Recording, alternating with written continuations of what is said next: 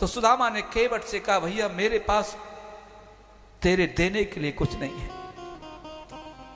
लेकिन केवट मन ही मन कहता है, हे सुदामा, तेरे पास तो वो पूंजी है, मैं एक बार क्या 1000 बार भी पार उतार दूं तब भी तेरा हिसाब किताब बराबर नहीं कर पाऊंगा।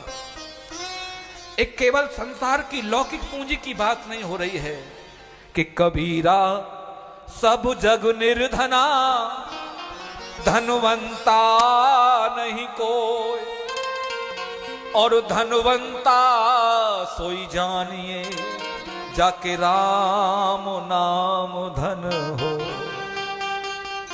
सुदामा के पास तो कृष्ण नाम की पूंजी का भंडार भरा है। नाव में जैसे ही आकर के बैठे और बैठे तो, पंडित जी कहां जा रहे हो महाराज? अरे केवट भैया तुम नहीं जानते, हमारे बचपन के मित्र हैं श्री कृष्णचंद्र महाराज, तो उनसे मिलने जा रहे हैं। भगवान थोड़ी खुद ही विनोद कर रहे हैं, हास्य कर रहे हैं। अरे पंडित जी ये कैसी बात कर रहे हो? ये तो तुम ऐसी बात कर रहे हो, तन पे नहीं है लत्ता और चल दिए कलकत्ता है? सुदामा जी बोले, हे केवट, तू मेरे कृष्ण को नहीं जानते। वो किसी का अलंकार नहीं देखता, वो किसी का वस्त्र नहीं देखता, वो तो तुम्हारे हृदय की टीस को देखता है कि तुम्हारे हृदय की टीस क्या है। केवट बार बार सुदामा जी को निहार रहे हैं, और जैसे ही निहारते निहारते निहारते निहारते और जैसे ही पार उतारा, और पार उतारते ही, अच्छा तुम ऐसे चले जाओ द्वारका है। और जैसे ही थोड़ी दूर आगे गए केवट नाव लेकर के, और वहीं से अंतर ध्यान हो गए। सुदामा जी पहुंचे तो देखा दिव्य महल। अब दिव्य महलों में बाहर खड़े हुए सोचने लगे, मेरा मित्र मुझे पहचानेगा कि नहीं। और आज जैसे ही दौड़ी वानों से पूछा, भैया श्री कृष्णचंद्र महाराज से मिलना है, मैं उनका मित्र हूं। उन्होंने कहा दोपहर का समय हो गया, अब तो विश्राम में चले गए होंगे। लेकिन उनका कहने का भाव है कि कोई ब्राह्मण संत यदि आए तो तभी मुझे सूचना दी जाए। तुरंत दौड़ीवान गए, और दौड़ीवानों ने जाकर के, श्री कृष्ण विश्राम में जा चुके थे, और जब विश्राम में श्री कृष्ण चले जाएं उस समय ब्रह्मा जी भी आए तो 4 घंटे इंतजार करना पड़ता है। बोले अब तो विश्राम कक्ष में चले गए, 4 घंटे के बाद ही मिलन होगा। अब तो 12 बज गए, 4 बजे ही पर्दा खुलेंगे, उससे पहले कुछ नहीं। लेकिन आज क्या देखा, जोड़ीवान ने जाकर के कहा, किसी पगा न झगा तन में, नहीं जाने को आए बसो के ही ग्रामा। धोती फटी सी लटी दुपुटी, और पाहे उपाहन की नहीं सामा। कि द्वार खड़ो द्विज दुर्बल, देख रहो चकुसों वसुधा अभिरामा। कि पूछत दीन दयाल को नाम, बतावत आपनो नाम सुना।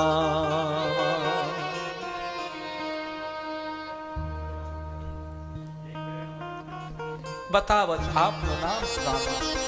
जैसे डोड़ी वानों ने कहा कि अपना एक ब्राह्मण आया है जिसके पास वस्त्र, तन पे वस्त्र नहीं है और पैरों में कुछ पहनने की सामर्थ्य नहीं है, और उसी समय जो है उसने बताया कि सुदामा, और तुरंत मेरे प्रभु खड़े हुए, और खड़े होकर के जैसे ही दौड़ पड़े, उनका मोर मुकुट कहीं गया, पिछवाई कहीं गिर गई, पीतांबरी कहीं गिर गई, और अपने हृदय से लगा लिया।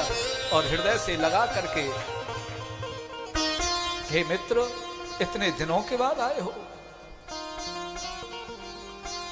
कंठ से लगा करके, और जैसे सुदामा की स्थिति को देखा, और सुदामा की स्थिति को देख करके आज सोचने लगे मैं कैसा मित्र हूं। और रुक्मणी जी को आदेश कर दिया, पूरी द्वारका में हलचल मच गई। मंत्री संतरी खंत्री सब दौड़ पड़े, भैया क्या हुआ, आज ऐसा कौन सा मेहमान आ गया जिसके लिए भगवान स्वयं दौड़ रहे हैं। 16,108 रानियां दौड़ पड़ी। रुक्मणी जी ने जाकर के डोडी वाहनों से पूछा, तुमने क्या कह दिया? बोले, हमने तो केवल इतना ही कहा था कि कोई ब्राह्मण आया है, और जैसे ही हमने नाम बताया प्रभु दौड़ पड़े।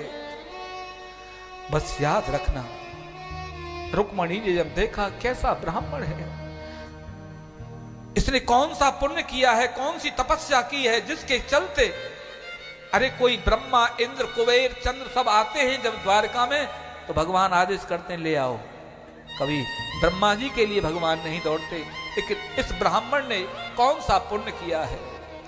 किमनेन कृतम पुण्यम अवधूतेन भिक्षुणा श्रियाहीनेन लोकेस्मिन् गहिर्तेनागमेन च। किमनेन कृतम पुण्यम, इस ब्राह्मण ने कौन सा पुण्य किया? और स्वयं रुक्मणी को आदेश कर दिया, नौकर चाकरों दास दासियों को नहीं, कि तुम झाड़ी में जल लेकर के आओ। और जैसे ही रुक्मणी जी को भेजा, रुक्मणी जी जल लाए। उससे पहले तो कि काहे बिहाल विवाहन ते पग कंटक जाल पड़े पुन जोए, कि हाय महादुख पाए सखा तुम आए इतेना किथे दिन खोए।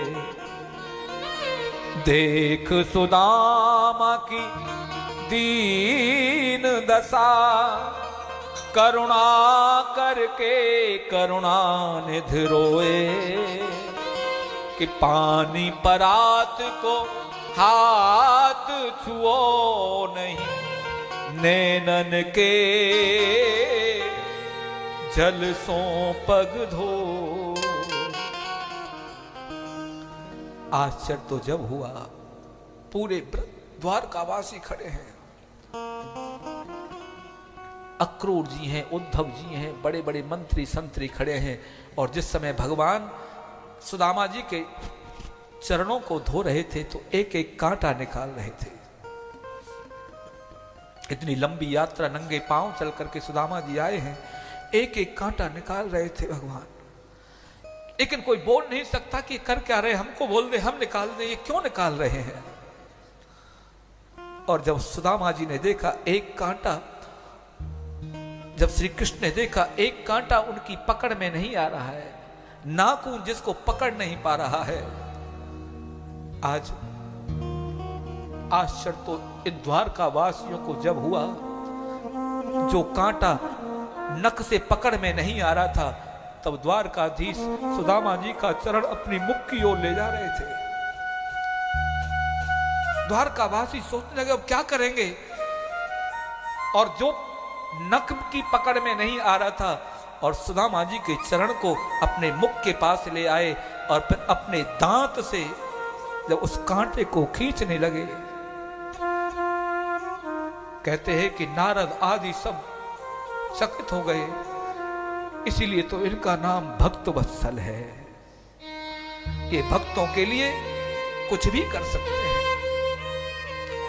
और सुदामा जी के जो कांटा लगा है, स्वयं द्वारकाधीश अपने दांत से खींच रहे हैं। ये देख करके सब आश्चर्य से भर गए।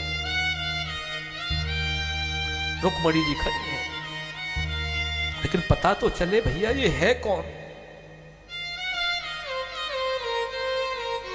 किसी को सेवा कोई आता है तो सब सेवाएं देते, लेकिन यहां पर खुद सेवा कर रहे हैं, क्योंकि ये कोई भारत का संत ही हो सकता है जिसके लिए भगवान भी उसका चरण लेकर के अपने मुख से, केवल दांत वास्तविक देखा जाए तो लगता तो ऐसा है कि दांत से निकाल रहे होंगे, और जब दांत से निकाल रहे होंगे तो भगवान का मुख क्या सुदामा जी के चरणों से नहीं लगा होगा?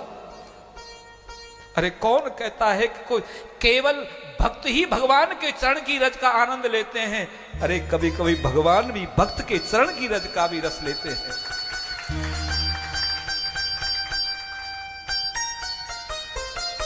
और जैसे ही सब अपनी भार्याओं को आदेश किया प्रणाम करो, रुक्मणी जी आती हैं, मैं रुक्मणी आपको प्रणाम करती हूँ। सुदामा जी कहते अखंड सौभाग्यवती भव। मैं कालिंदी आपको प्रणाम करती हूँ, अखंड सौभाग्यवती भव। मैं लक्ष्मणा आपको प्रणाम करती हूँ, अखंड सौभाग्यवती भव। मैं सत्यभामा आपको प्रणाम करती हूँ, अखंड सौभाग्यवती भव। मैं जामवंती आपको प्रणाम करती हूँ, अखंड सौभाग्यवती भव।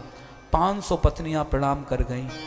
अब विचार करो, ये तो बेचारे ब्राह्मण देव तो हड्डियों का ढांचा था, बड़े से बड़ा पहलवान भी अगर 500 बार ऐसे करे क्या हालत होगी। सुदामा जी बोले लाला एक बात बता।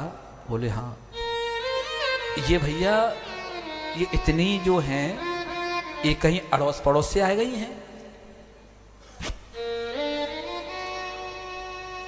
श्री कृष्ण बोले नहीं नहीं अपनी हैं।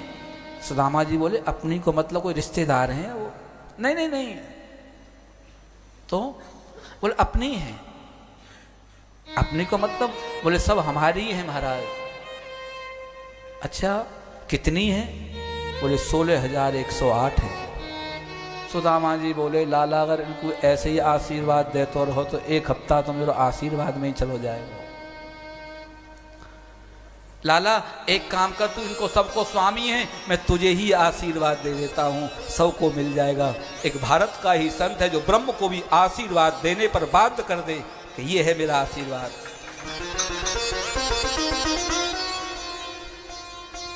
सुदामा जी से कन्हैया ने पूछो भैया तुम्हारा विवाह है? बोले हाँ। तुम्हारी मेरी मन में तो ना ही माता पिता नहीं माने विवाह है, वो तुम्हारी भाभी का नाम सुशीला है।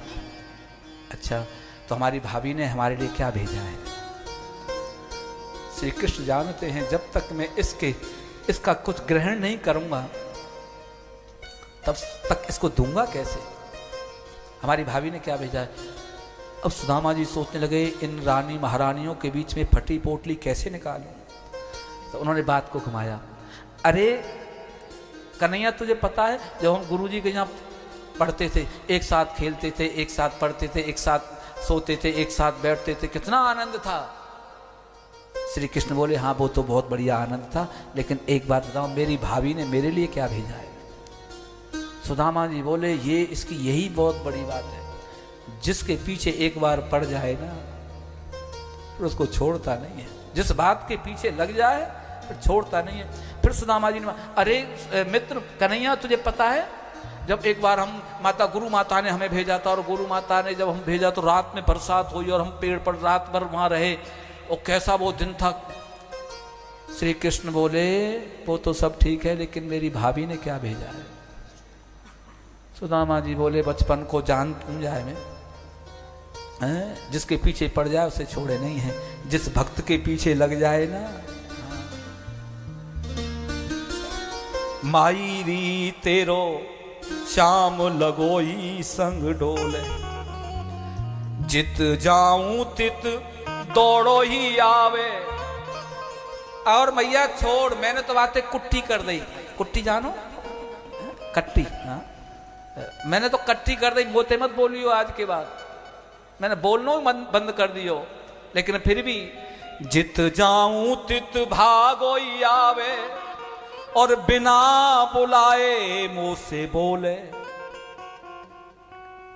अरे हमारी तुम्हारी लड़ाई है जाए तो पहले ये सोचेंगे तू बोले कि मैं बोलूं है? लेकिन ये परमात्मा कैसा है कि खुद ही छेड़ रहा है, बोले बिना बुलाए मुँह बोले। माई री तेरो शाम लगोई संग डोले। जैसे ही देखा पोटली सुदामा जी छुपा रहे हैं, और कन्हैया ने देखा और बराबर में हाथ डाला, और हाथ डाल करके उस पोटली को सुदामा जी की बगल से लिया, और बगल से लेकर के उस पोटली को खोला। और जैसे ही उस पोटली को खोला और उसको खोल करके जब देखा कि इसमें एक भी दाना सुदामा के घर का नहीं है, और तुरंत उसमें से एक मुट्ठी चावल लिए, और एक मुट्ठी चावल लेकर के एक लोक का मालिक बना दिया। दूसरी मुट्ठी चावल लिया, 2 लोक का मालिक बना दिया, और जैसे ही तीसरी मुट्ठी लेकर के खाने को बढ़े और उसी समय लक्ष्मी जी ने आकर के हाथ पकड़ लिया। महाराज क्या हमें सुदामा बनाओगे? थोड़ा बहुत तो रहने दो। मेरे परमात्मा जब देने पर आते हैं तो वो ये नहीं देखते कि क्या दे रहा हूं और क्या नहीं दे रहा हूं।